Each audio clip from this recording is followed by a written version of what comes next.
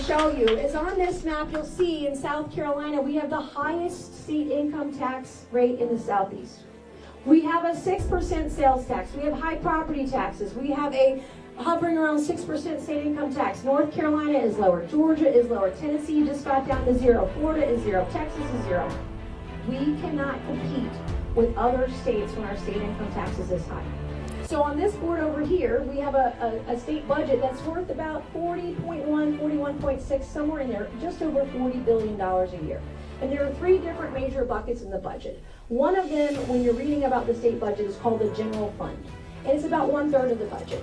Well, pre-COVID, the general fund in 2019 was around $9 billion. Post-COVID in the 2024-2025 year, it has skyrocketed to $13.2 billion.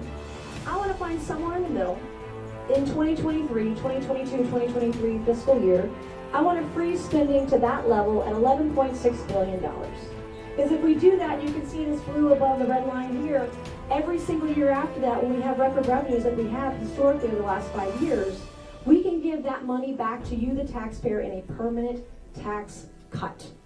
Just like Donald Trump has done. Just like he's done.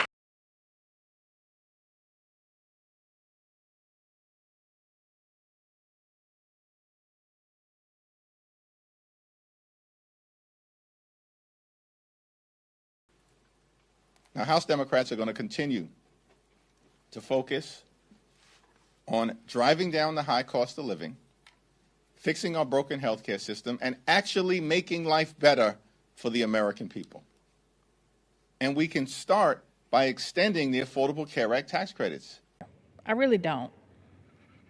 I don't understand how under H.R. 1, which I call the big ugly bill, Congress bent over backwards, congressional Republicans specifically, bent over backwards to provide permanent tax breaks for people who make over $500,000 a year, such as a permanent $15 million gift or estate tax break, or a tax break for buying an airplane.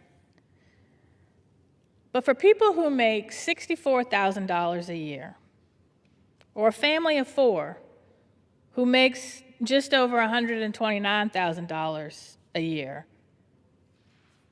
congressional Republicans just expect them to absorb health insurance premiums that will double or triple. You've probably seen this week that the president has called affordability a Democratic hoax, which is wild to me, considering it is the #1 issue I hear back in my district, whether it's healthcare affordability, housing affordability, childcare, groceries, energy, gas. It is crushing so many Americans. And Julie and I, Representative Johnson from Texas, we're chatting about, we want to make sure that our constituents back home, but frankly, folks across the country know that while the president calls it a hoax, House Democrats are taking it very, very seriously. And while we are in the minority and we need Republicans, friendly Republicans to join, we're still introducing really smart, thoughtful, strategic pieces of legislation that are actually aimed at improving affordability for many Americans. So thus, I don't understand how under H.R. 1, which I call the big ugly bill, Congress bent over backwards, congressional Republicans specifically, bent over backwards to provide permanent tax breaks for people who make over $500,000 a year, such as a permanent $15 million gift or estate tax break, or a tax break for buying an airplane. But for people, when a no-knock warrant is actually executed, I don't know how many of y'all really understand how this works. As somebody who's also done criminal defense, a knock warrant ain't nothing. All it is police. That's all it is. That's it. But imagine being in a state like Texas, where they say, you know what, everybody can have guns, and frankly, everybody does. And then you're saying that somebody just comes in your home. We have. And again, we've got to get past the narrative that if you pull back dollars from this type of program, that does not mean that you are anti fill in the blank. It's that you're responsible. Tonight was a good night for rural America and for New Hampshire's North Country. Coos County is the can-do county of America. I believe that deep in my bones. And tonight we passed an important bipartisan bill that's going to deliver to our North Country and to rural communities across the country mission critical resources for our public schools, which are the ultimate guardrail of our democracy, to other really important public functions like public roads, which for far too long have gone unattended to. So tonight was a really good night for rural America, and I'm going to keep fighting every single. It's one of my top priorities in Congress, I know, along with many of my colleagues. Letting this program expire and pulling the rug out from our rural counties is simply not an option. We owe it to our rural communities, our timber-dependent counties, to keep this commitment. I'm proud.